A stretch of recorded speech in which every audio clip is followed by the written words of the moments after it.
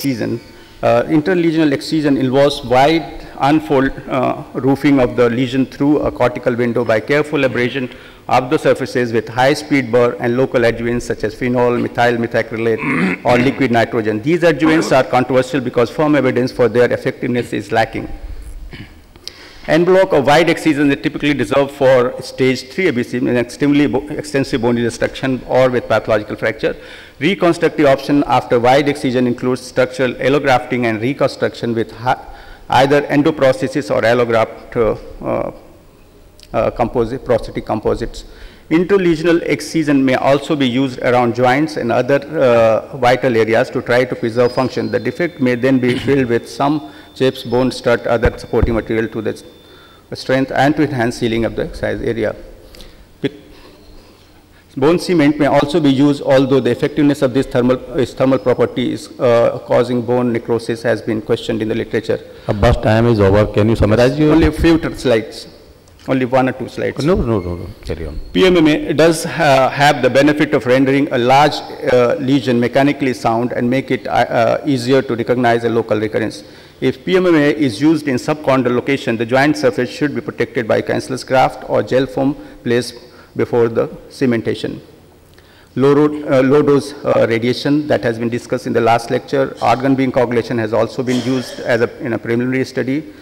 And more recently, one study noted that the surgical treatment with curettage and adjuvant organ beam coagulation is effective treatment option for ABC, reducing the recurrence. The recurrence rate after curettage of an aneurysmal bone cyst is approximately 10 to 20% within 6 months of surgery.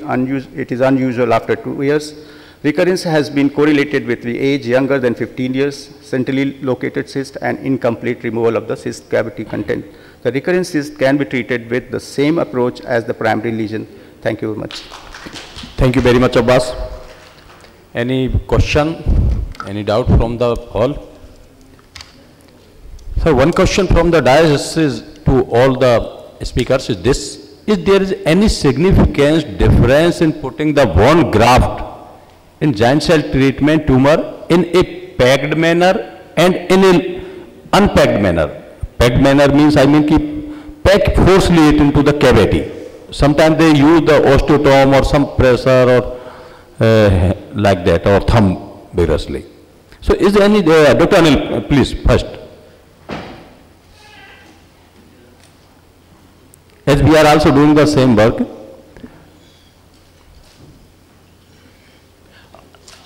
Mr. Chairman, sir, as you may be aware that the bone graft has the 3 properties.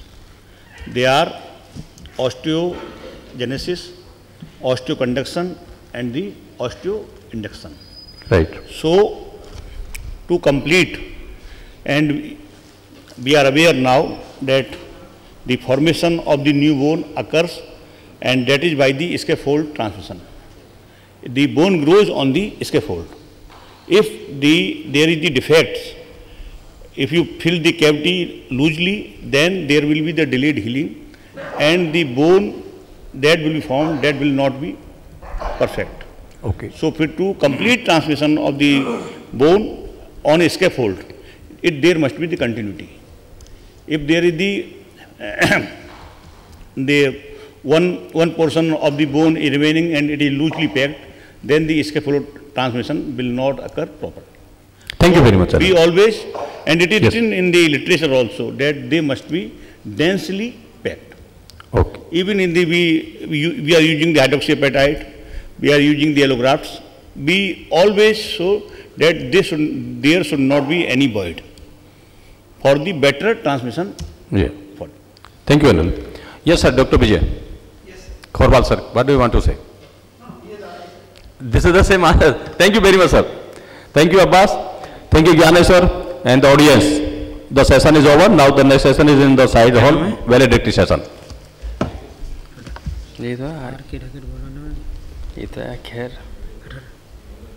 Start. Actually, I am also a speaker, you know, not the organizer. Yeah, so.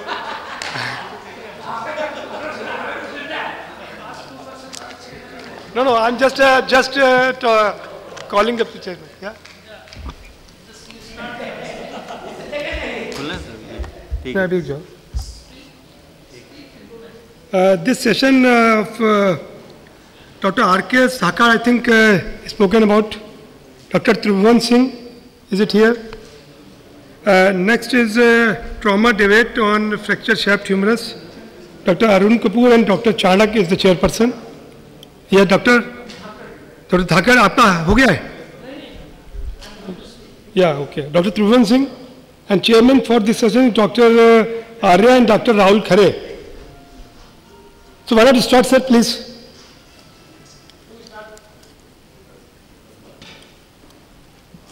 Soon enough, please. So I hand over mic to Dr. Arya and Dr. Rahul Khare. Dr. Thakar is here. It's a pleasure. Thank you.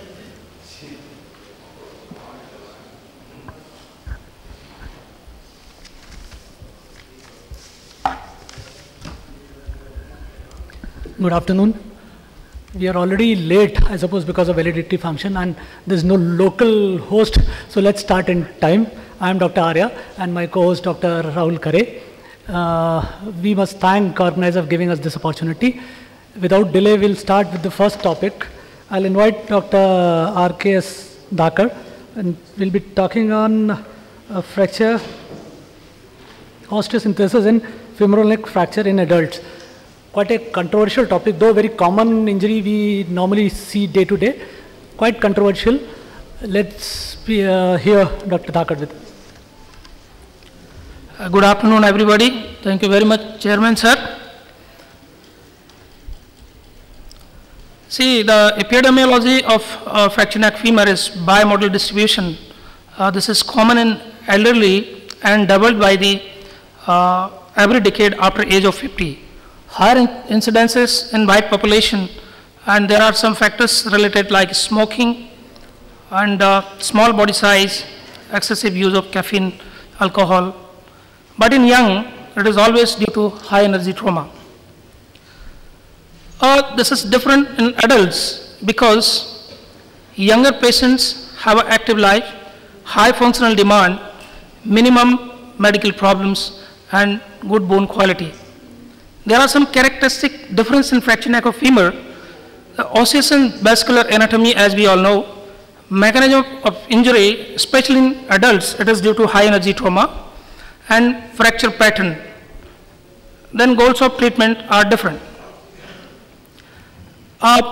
Anatomically wise, as increase in hip axis length and femoral neck width and lower neck shaft angle are associated with an increased high percentage of fracture neck of femur. Blood supply of this area is peculiar.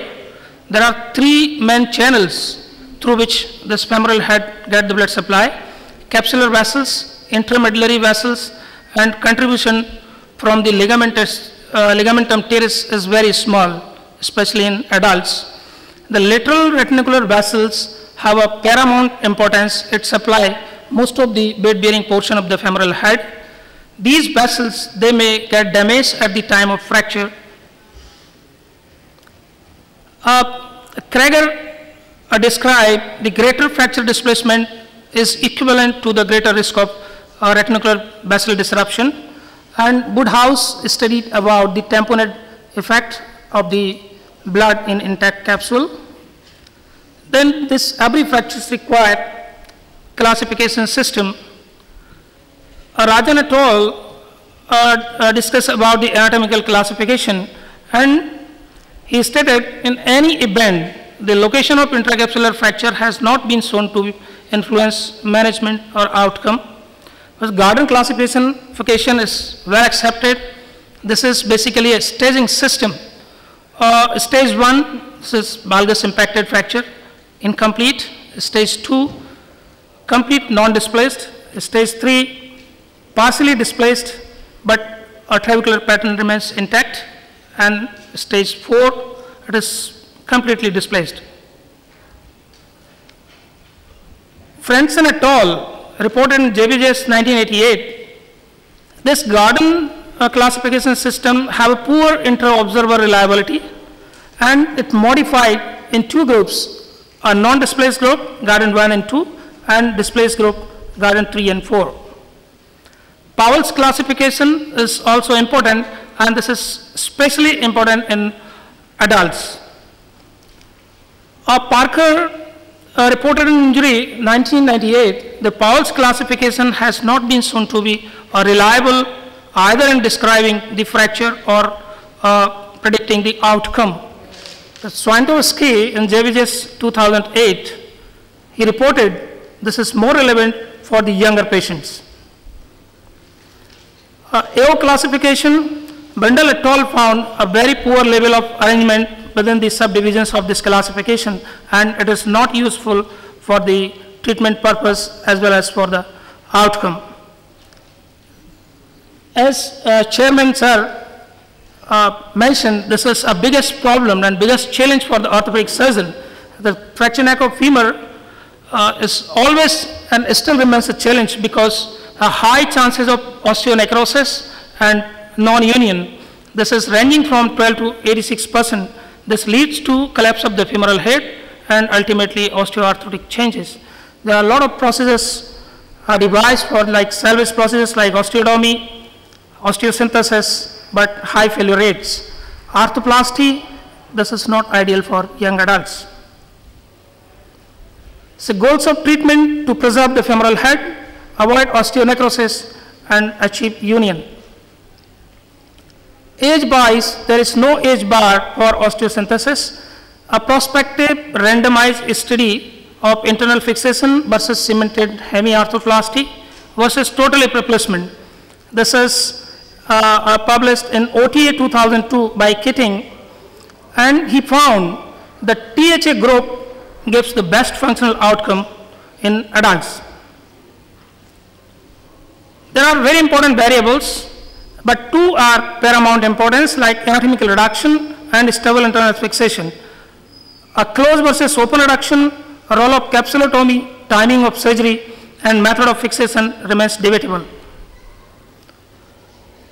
A preoperative traction, this is discussed by Anderson, Finson, and Rosen, no longer recommended, no conclusive benefits. Then closed versus open reduction, SNS in 94, Parker 93, Parker again in 2009 recommended the closed reduction and internal fixation of fracture neck femur is method of choice. Wanbili and Swantowski in 2008 in JVJS, they reported open reduction have some benefits, and they recommend a Watson-Jones approach is ideal.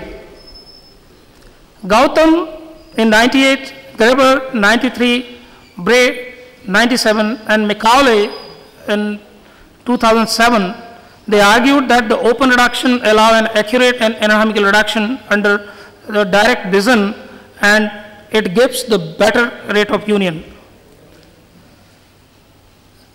Some other study, there is no significant difference between open and closed way. Wanbili and Swantowski in 2008, they reported once the fracture and anesthesia try to reduce in closed way and see under fluoroscopy, if reduction is perfect, go ahead. If not, then go for open reduction internal fixation. Roll-up capsulotomy remains controversial.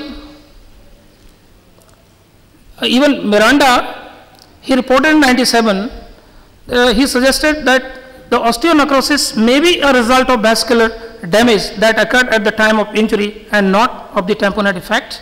These are various studies. They didn't show any conclusive outcome of the capsulotomy. In my department, we are conducting one study with the open reduction internal fixation, and we got only one patient out of 12 without union. Fixation methods, 3 cancellous cannulated screw are the ideal choice by Holmes, Swantowski again, and Springers. 3 cancellous cannulated leg screws placed parallel to one another and perpendicular to the fracture line provides optimum compression at the fracture site, reported in Journal of Injury 2002. This is also recommended by some surgeons, 4 screw, but this is not ideal, especially for the Indian population, because the neck size is thinner Another study is also,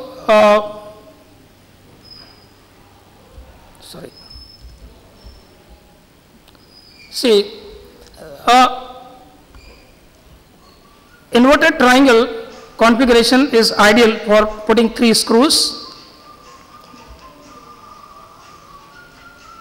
A basic cervical femoral neck fractures can be managed ideally with the sliding hip screw.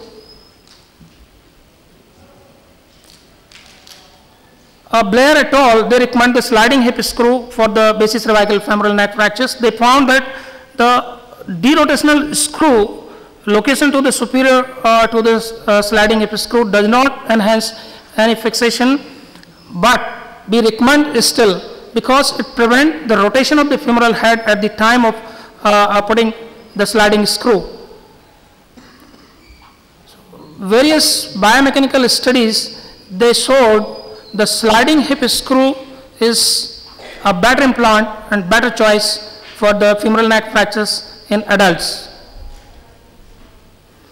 We conducted also one study in my department, 95 patients we included, and we did a dynamic hip screw with derotation screw in all patients, and that implant was modified, and we found the fracture united in 95% of the patients, remains ununited in 4.5% cases, and avascular necrosis occurs in 10% cases.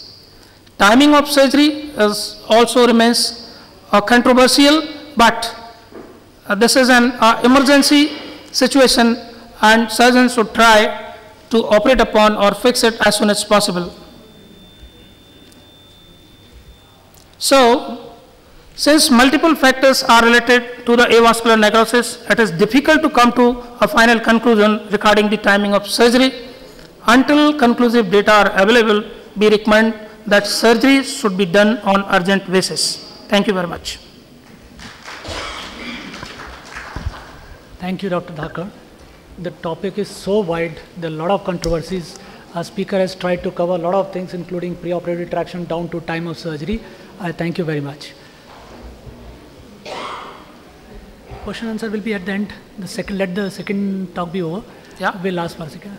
Sure. I would like to invite Dr. Tribhuvan Singh. He will be speaking on management of delayed femoral neck fractures, a new modality. Dr. Tribhuvan Singh.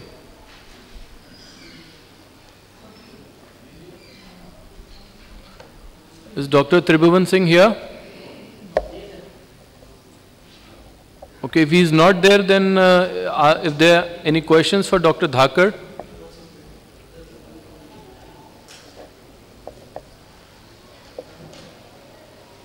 Let me put one question. Sir, Dr. Thakur, there are a lot of controversy regarding the placement of screw. Which screw need to be placed, the inferior, posterior, superior, and what is the configuration of these screw? Whether it is a triangle in which manner? It is inferior, superior, it is anterior, posterior, or if there are, and what is the role of force screw, if at all? Does it cause any compromise with the vascularity because their force screws are placed, and what should be diameter? And you have touched DHS, as some study has been done in your center. What is the role of derotation screw? There are a lot of controversy regarding it. For my all younger colleague, please highlight on all these issues. Yeah, see, there are various forces responsible for putting the head in the rotational position and Barrett's collapse. So recommendation, see, this picture is showing here. This is the ideal way, putting posterior-inferior and then the posterior cortex, 2 screws. Which screw? The first screw should be posterior-inferior. Yes, and the inferior screw should go parallel to the inferior portion of the calcar neck, through the just touching the calcar.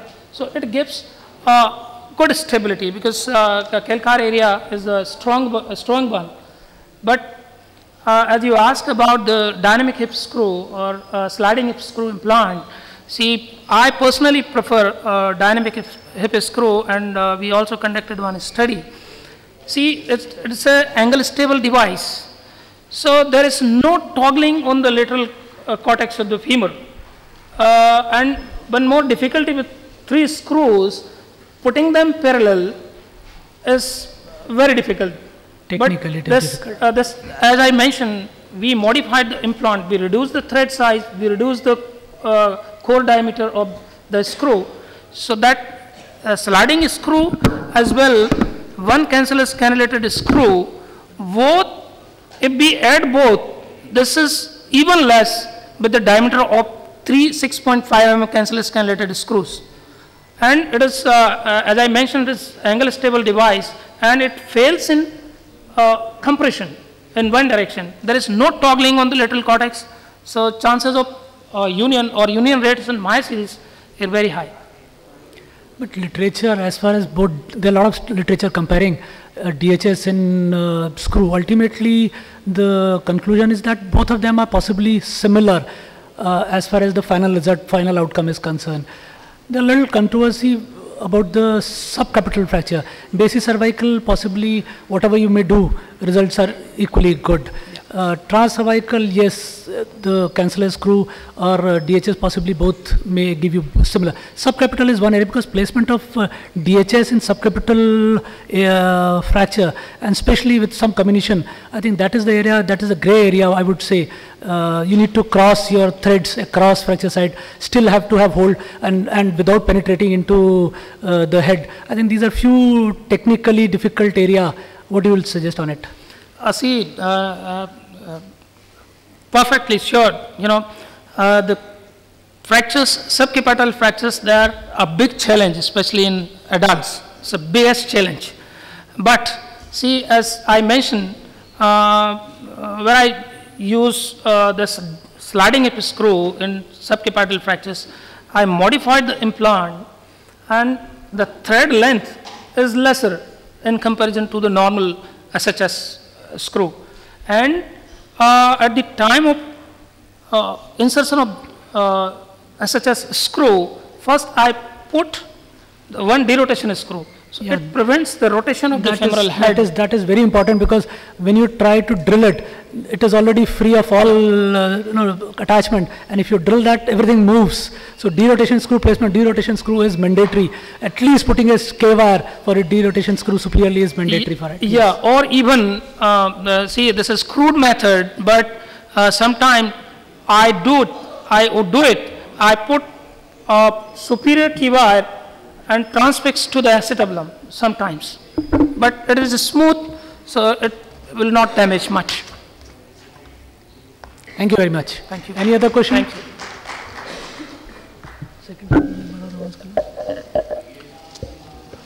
Is Dr. Tribhuvan Singh, has he arrived? No. Then we... Age is making difference for osteosynthesis? No, there is no age. No age. You have not seen the result that osteosynthesis will occur at younger age is a very good or older age. Every patient with any age, you are doing osteosynthesis. No, see, as I mentioned, if patient is clinically fractured, Huh? bone quality is good, fracture pattern is okay, but it's not in stage 4 in elderly. Then undisplaced fracture, like Gardner's stage 1 or 2, I perform osteosynthesis in active patients. Patient comes too early and bone quality is good. Bone quality is good. See, there is no age class for So in only CC screw and DHS, what is better? With DHS, with one screw is better, only 3 screw or 4 screw is better. in terms of union rate. Huh. Sliding the screw is better. In rate, in the percentage of union rate, sliding the screw is better over pre-cancellous cannulated screw.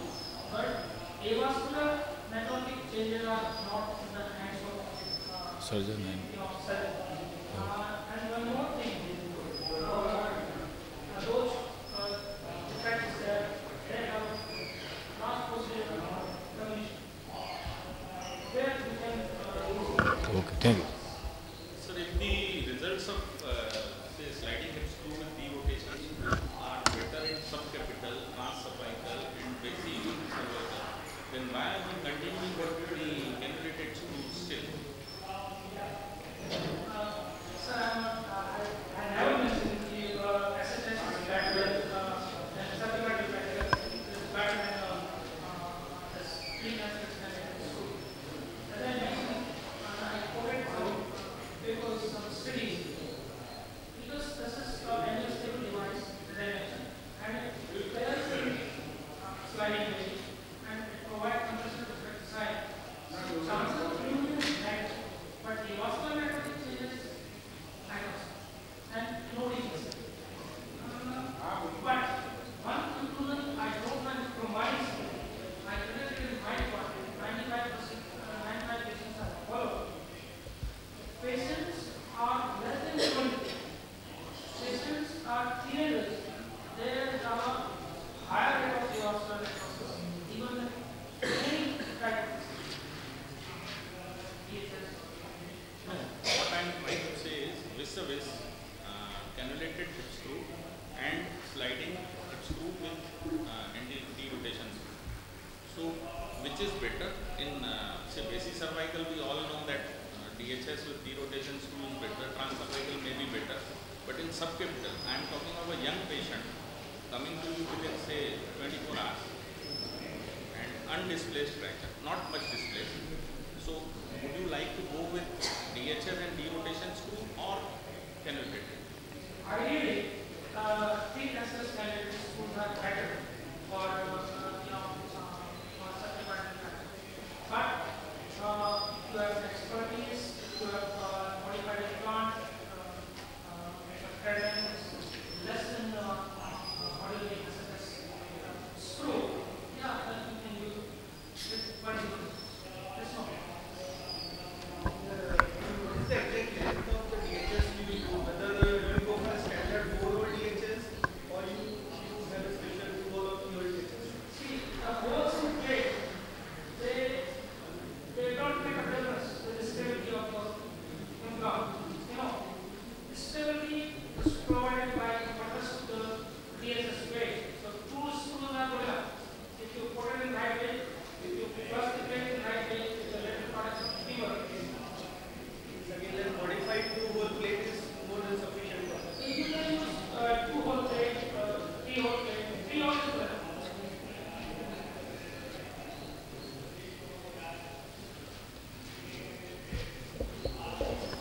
As I initially said, there are a lot of controversies regarding both.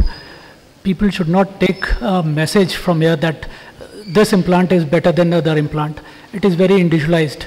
The patient comes with what kind of a geographical presentation, how much amount of comminution, what is the bone quality, and at what time he had come to the surgeon, and finally what kind of implant is. Time is more in DHS, but final result remains same. As speaker has very clearly said, the avascular necrosis is not in the hand of surgeon. It is already decided, possibly at the time of injury, how much amount of displacement has taken place and what velocity the impact has occurred. Everything has been pre-decided. I think this, if surgical insult is not done, if it is not done in bad hand, I think results are same. Second is at what age we do it. Previously, in my time, age time was 60 plus you go with arthroplasty, but now time has changed. The longevity has come, people are well maintained, bone quality is nicely there at 60, physiologically preserved. I think time has come to change our mentality. In every patient need to be judged basis of what age he has come, how physiologically preserved he is, and what kind of a pre-injury status of mobility need to be checked. At even 70, screws possibly gives you better because it holds on to anatomical head, and once it unites, it is lifelong. Now, if somebody is living at 90, arthroplasty at 60 would give him revision and maybe a second or third revision, which is a major disaster and time taking. I suppose one should take all these very seriously. Thank you. Okay, since Dr. Tribhuvan Singh is not here, we come to the end of this session. The next session is on trauma debate 1 on fracture humerus shaft, and I would like to call upon the chairpersons, Dr. Arun Kapoor and Dr. Prem Chandak, to conduct this session.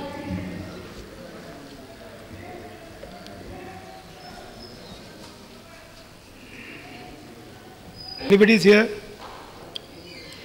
I think, if not, I request our previous chairman to please do conduct this debate, if they don't mind. They are not here, I think. Dr. Arun Kapoor, Dr. Chanak, I think they are not there. I request last chairpersons to please come if they have got guests. And yeah, they are not there. They will come. Actually, we have to conduct this thing, you know. You start there. Yeah. Is there any local organizer here who can help us to start the session? Yeah, I'm here. Yeah, 2 speakers are here already. Myself and Dr. Mehta is there. And then Dr. Sabrawal is on the way. Please, thank you very much.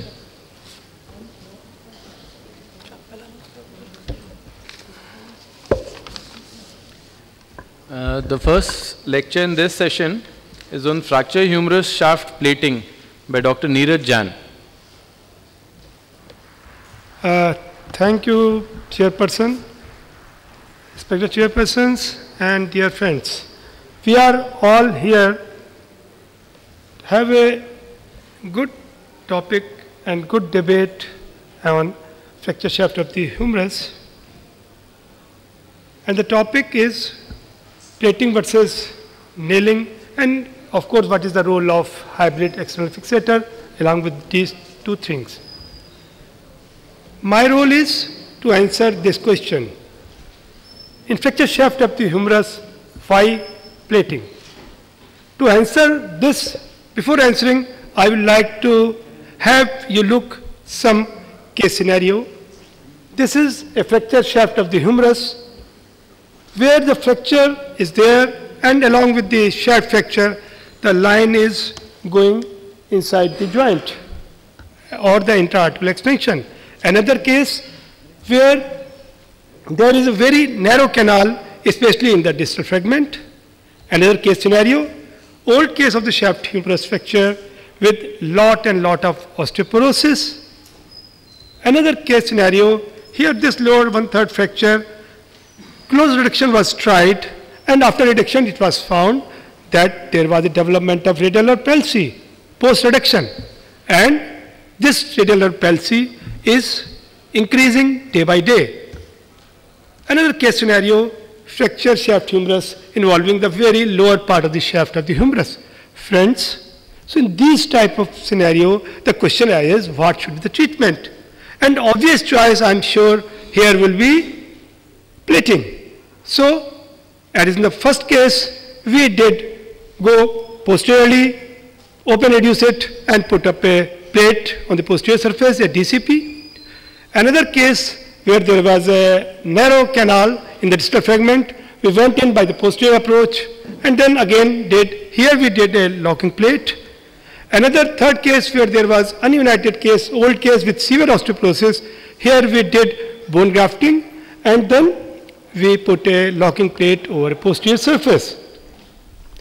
Where there was a radialar palsy, we explored the fracture and we found radialar one fracture inside the fracture fragments. So we released it, did the open reduction and did the plating, and in the last case where there was a very low type of fracture, we did a solid intrafragmentary screw, then put up a DCP over the posterior surface. But friends, these are not only the types of shaft humerus fractures we come across. There are many more varieties like these 2 cases. Here we can do plating, we can do intramedullary nailing. So here the question arises, what should we do, plating or nailing? As far as my opinion is concerned, I am very sure I will go plating in both the cases. But in this forum, my opinion is of no use. So I thought, why not see the evidence? So, friends, I searched the evidence. There are many evidences. I have selected few important ones and good quality evidence. I included 3 RCTs, they are very good quality, and 1 meta-analysis which has got good homogeneity in the studies involved in this meta-analysis. So the first RCT was by Changulani et al., published in 2007. It involved 47 cases, DCP group 24 cases, and intermediate nailing group 23 cases. Another RCT by McCormack et al., published in 2000. This RCT involved 44 cases, 23 DCP, and 11 in intermediate nailing group. Chapman et al. Published his study in 2000. Again, a RCT involving quite large, that is 84 cases, DCP 46 cases, and intermediate nailing group 38 cases. Beside these 3 RCTs, I quoted this Bhandari et al., very good meta-analysis published in 2006. This meta-analysis included 3 studies, and these 3 studies totaling 155 cases. According to these 3 RCTs, there are recommendations which are suggested based on these 3 RCTs. These are, friends, similar healing pattern at 16 weeks in both intramedullary nailing and plating group. Comparable results in terms of non-union, infection, and heterogenic fracture, heterogeneous nerve injury in both the group, that in the plating and the nailing. But important thing is, there was increased risk of reoperation with intramedullary nailing group. They also said that in intramedullary nailing group, there was a more incidence of shoulder pain and diminished range of motion. So these were the recommendations by these RCTs. Similar suggestion and conclusions were drawn by Bhandari et al. He concluded that in plate fixation group, there was lower reoperation risk than intermediate nailing group, with the RR being the 0.26 and 95% CI ranging from 0.07 to 0.9, with the p-value 0.03. This translates the risk reduction of 74% with the plate group. Thus, with every plating, we can prevent 1 reoperation. This is important. In plate fixation group, he also concluded that there was lesser shoulder problems than intramedullary nailing group in terms of pain and restrictive movements. Here the RR is 0.10 with the 95% CI ranging from 0.3 to 0.4 with the p-value 0.002. So friends, with these things we can draw 3 conclusions, and they are in specific conditions like fractures associated with very narrow canal, intra-articular extension, fractures with gross osteoporosis, and fracture involving the lower part of the shaft of the humerus. The obvious choice is plating. Moreover, current evidence also suggests that plating has got lower complication in terms of reoperation rate and shoulder problems.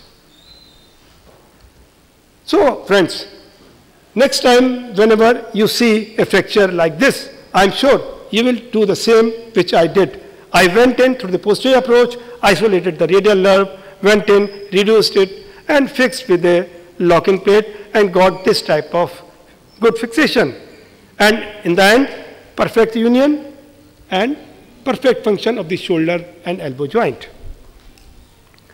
Friends, we have started my talk to answer this question, why plating? I did not intend to answer this question, but I am leaving the podium with another question to be answered by you yourself. Why not plating? Thank you very much.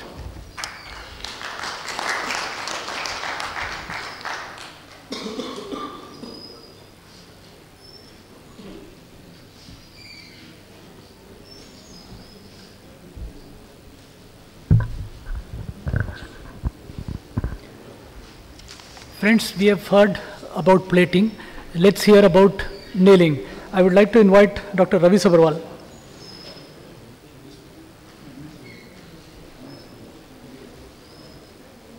Dr. Ravi Sabharwal, is he here? No.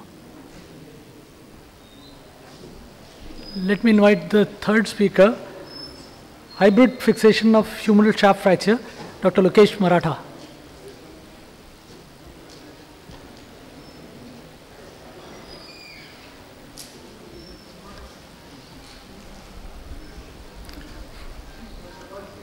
अच्छा doctor साहब, okay doctor Lokesh Maratha, doctor Lokesh Maratha, hybrid fixation.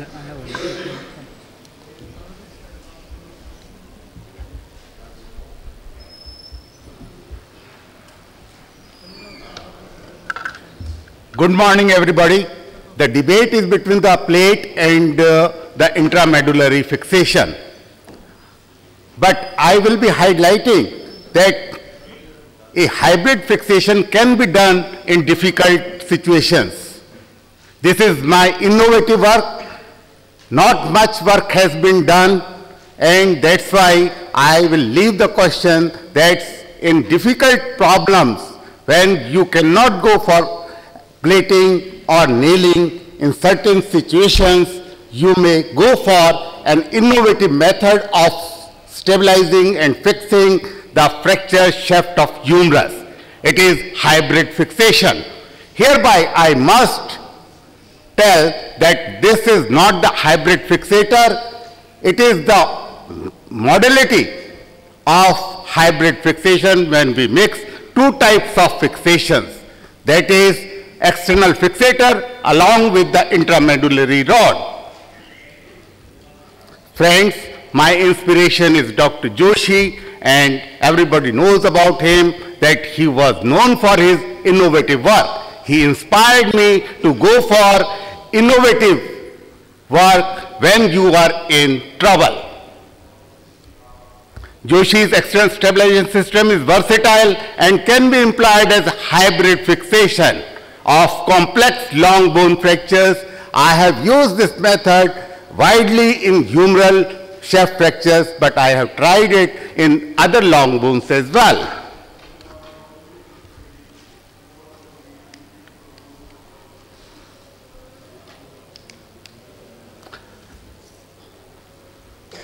What is hybridization? When two different types of fixations are done to challenge to the challenging situation, we call it hybridization. For example, we can use just fixator along with the intramedullary fixation, or surface contact fixation along with external fixator. When we use two different types of materials, for example, polymethyl methacrylate along with the metal, it is known as composite fixation. DHS is a very good example of hybrid fixation. I must congratulate my previous speaker that he has spoken on DHS, and in the end he admitted that in difficult situations the DHS is a gold standard. Just in hybrid, as a hybrid fixation can be used as sometimes its nature is of hybrid fixation. I will elaborate this point later on. Or we can use it along with the plating or with the nail. The goal of JAS as a hybrid fixator, where we take the advantages of two types of modalities for biological fixation of fracture. In JAS fixation, a static device is converted into a more load-sharing one to promote micro motion at the fracture site. This is the crux of the principle that we employ the micro motion at the fracture site initially, and there is the callus formation, and later on we do compression at the fracture site, gradual compression at the fracture site, by which we achieve union. There is option of dynamization and compression of fracture site by using the DC rod and JAS fixator. It is a good alternative in difficult long bone fractures. I have already mentioned that the difficult Montegia, Galeazia fractures, they can also be addressed by this method. The treatment modalities in humeral shaft fractures, you all know, it can be conservative, it can be surgical, and in surgical there are so many options. You can put the plate, you can put the nail, or you can put a pin. Hereby I must mention that rush rod. Rush is never a nail. There is a difference between a nail and a rod. On the rod we hang something, we do not fix.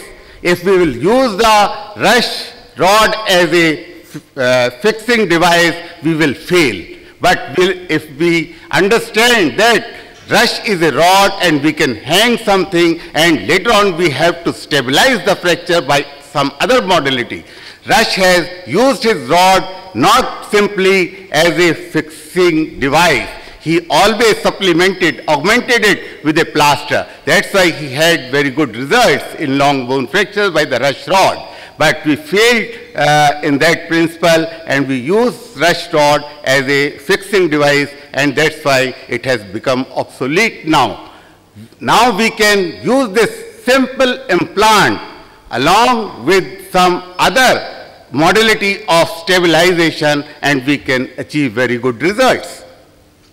Why surgical intervention? I will not go in detail. We know that the conservative method is still a gold standard in simpler fractures, but in difficult situations we have to go for surgical intervention. I just concentrate that how I do this hybrid fixation. I just put a rush rod of 4 to 5 millimeter by the antegrade approach, and the fracture is reduced under the image intensifier, and we negotiate to the distal part. Rush pin should negotiate with distal fragment under the C-arm. Final rotating adjustment should be done. Later on, a simple just fixator with a DC rod is applied. It is a unilateral fixator, and the final adjustments are done for the reduction, and we do the compression, but the compression should not be too much at this operated table. We should just make cortical contact. Fracture reduced and stabilized by DC rod. Rush pin fixation in the C-arm is done, and controlled gradual compression is done later on after 3 to 6 weeks, because in the initial stage there is a micro motion, and by this we achieve the callus formation, and later on compression is done after 3 weeks and we achieve the union. This is the post-operative management. In my study of 40 cases, which I did long back in 2005, and I read my paper in Golden Jubilee Conference in Bombay, this is of that time, and I achieved solid union in all the 40 cases. There were the fresh cases, delayed union, non-union, and those cases of non-union where internal fixation failed, and two times the surgery was done. Even after 2 years, we could not get the union. There was too much of hypertrophic non-union, and even in that case we achieved union in 14 to 16 weeks by this simpler method. Complications are very few. It is my first case in which there was the delayed union, and the frank mobility was even after the 10 weeks, and the union was achieved within 2 to 3 months. Sorry.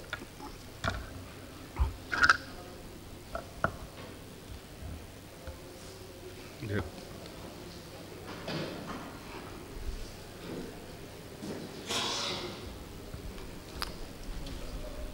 So even in delayed union cases, by employing this simpler technique, we can achieve union. This is a case of internal fixation where twice the surgery was done, and even after 2 years there was no union, and the second time, first there was the intermedullary nail was put, and later on a plating was done even with bone grafting, and even after 2 years it failed and went into hypertrophic type of non-union. Again, within 12 weeks we could achieve a good union. Another case of obese lady, fresh case, 10 weeks post injury, there was mobility at the fracture site, and it was very cumbersome to put the plaster for her, and that's why we employed this technique of hybrid fixation, and good union was achieved. Another case, even after 3 weeks, the patient presented and we did this technique.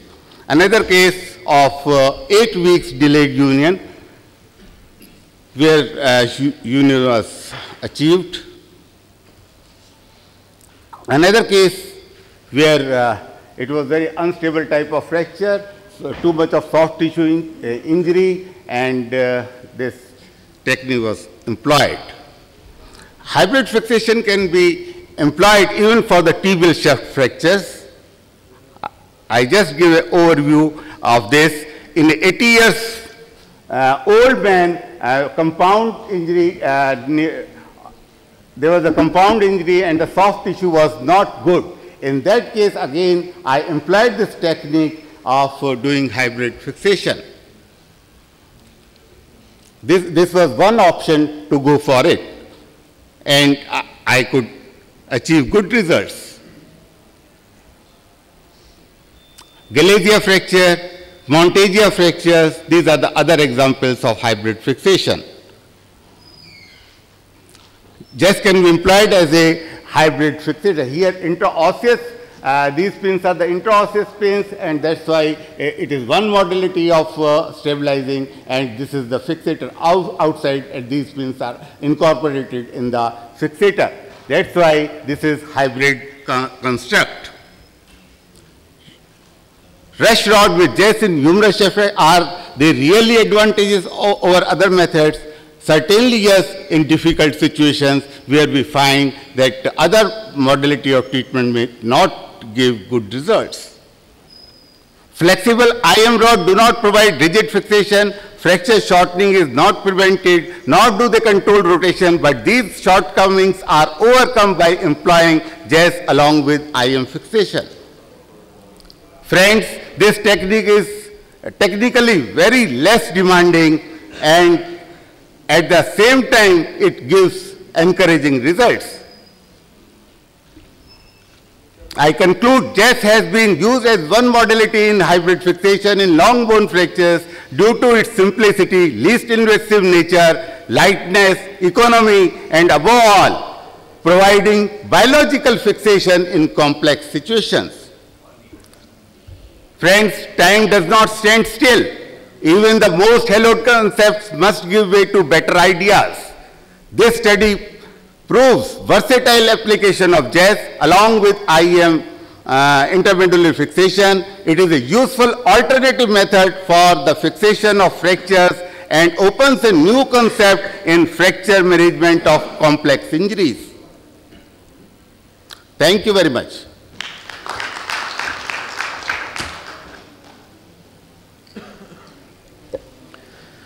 Thank you, sir, for a very nice presentation. I would now like to call upon Dr. Ravi Sabharwal for his talk on fracture humerus shaft nailing.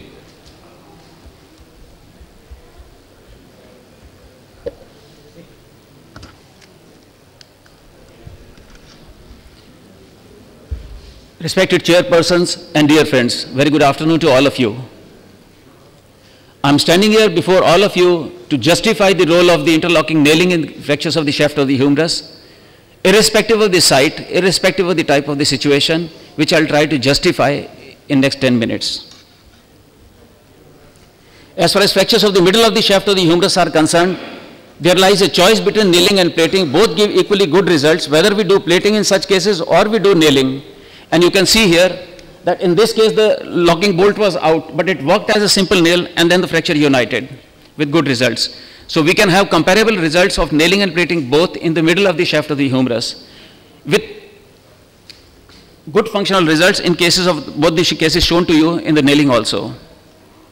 Now as far as plating is concerned, it has got certain pitfalls. It requires extensive dissection. Risk of the radial palsy in certain situations is there. It is not the appropriate choice for the fractures of the extreme ends, that the upper end or the lower end. In severely comminuted or the segmental fractures, plating has got its own limitations. Pathological fractures also, nailing is the treatment of choice. And in pseudoarthrosis, delayed unions and polytrauma cases, nailing scores over the plating. And thus, plating has got limitations as far as its indications are concerned. But there are certain apprehensions. I agree about the nailing also. And the two main apprehensions are about, one is about the shoulder movements after the nailing, and second is about the union rate after the nailing. When we talk about the shoulder movements, we have to keep two things in our mind. We have to use the percutaneous technique. You can see that the incision is so small. And if we use the percutaneous technique, there is not much problem with the shoulder movement. Secondly, the nail tip should not be left outside the head of the humerus. It should rather be submerged a little bit inside so that there is no puckering of the shoulder capsule also, and we get full range of shoulder movements.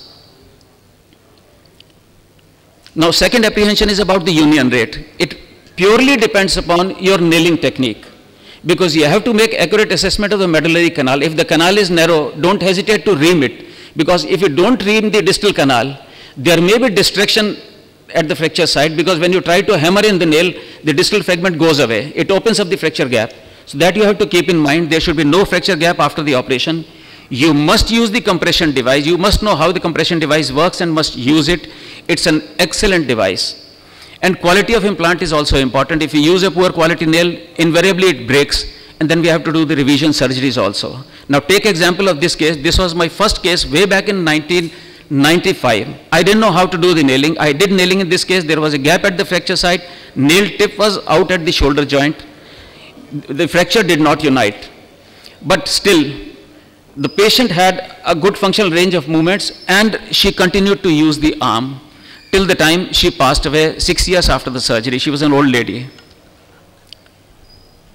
Now, I'll show you certain examples. If we have a gap at the fracture site, because the distal canal is rather curved, we should have over-reamed. If you are using a 6.7 mm nail, we should ream it up to 8 mm, 7.5 or 8 mm. There will be no problem as far as the gap at the fracture site is concerned. Another example where the gap has been left and it has led to non-union. Now, two similar examples. In the upper case, there was no compression applied, and the result is this only. In the lower case, the compression was applied, there was no gap at the fracture, and the fracture has united.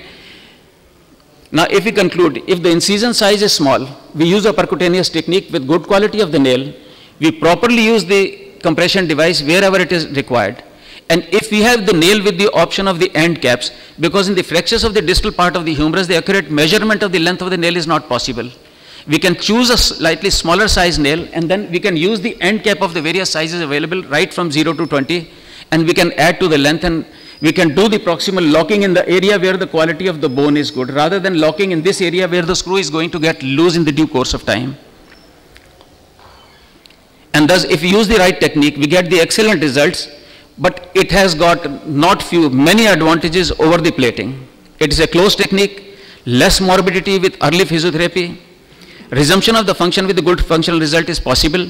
It is a more reliable fixation than plating. You can see loosening of the screws in plating, but in nailing, if you do a proper nailing, that problem is not there. And with use of the compression device, we can use union in almost 100% of the cases. Various good series have shown 99 to 100% of the union, and it's a versatile implant, which is most important in my eyes, because you can use it right from the upper end to the lower end. It is like a batsman in the Indian team who can do the opening, who can be a middle order batsman, who can be a match winning batsman, who can be a tail ender, who can be a wicket keeper also. I'm talking about the Mahendra Singh Dhoni. You can use it in any situation. I'll give you some of the examples. And therefore, it's a method of choice in the osteoporotic bones, in the fractures of the extreme upper and lower end of the humerus, in double segmental fractures. Ununited fractures and late cases, you don't have to dissect much. Polytrauma cases, of course, it is a method of choice. Close revision surgeries where the fracture has not united, I'll show you some of the examples. In grossly comminuted and segmental fractures, whereas nailing is the treatment of choice compared to plating. Take example of the osteoporotic bone, very old lady, nailing done, and at the 14th day she has started moving her limb. There is no risk of the non-union in this case. Fracture of the extreme upper end of the humerus, a police constable who had gunshot injury landed into non-union. We chose the right point of entry in her case from the head of the humerus, did a close reaming, and then passed a nail with the compression device. The fracture united, and in a 6 months old case, 2 months after the nailing, he had good range of movements at the shoulder joint. Comminuted fracture of the upper end, that was a simple fracture. If you do the nailing, you get good union, you get good range of movements at the shoulder joint. Fracture of the distal end of the humerus, a very badly comminuted fracture. At times when we see these fractures, we are in a fix what to do, what not to do, and at times difficult to come to a definitive conclusion before the arrival of the lock plating, but then you have to give a very long incision for that. Do a close nailing, good results, good movements, fracture unites well. Comminuted fracture of the distal humerus. Patient has a fracture with a butterfly fragment over here. Do nailing, use at least 3 locking bolts below so as to give stability. The fracture unites with good functional results. Now cases of the double fractures, at times when what we do is when we reach the operation theatre, do the plating, we find that there is a fracture in the upper part also. It can be seen only in the image intensifier. You don't have any other choice to do anything, but if you are going ahead with the nailing, fix it in such a way that you have got one screw above, the other one below, and the lower part has also been fixed, and you get good results. Now ununited fracture late cases, a case of the gunshot injury, comminuted fracture, patient had radial nerve palsy. Nailing was done after reaming. The fracture united well. This is at 1.5 months. For radial nerve palsy, nothing was done. We used a close technique of nailing. The fracture united. Another case of gunshot injury, the fracture had not united. We did a close reaming and close nailing, removed the metal pieces as far as possible, and the result is right in front of you. Polytrauma cases, fracture of the shaft of the femur, fracture, segmental fracture of the tibia with the fracture of the humerus. Less morbidity. Patient also had his laparotomy done, less morbidity.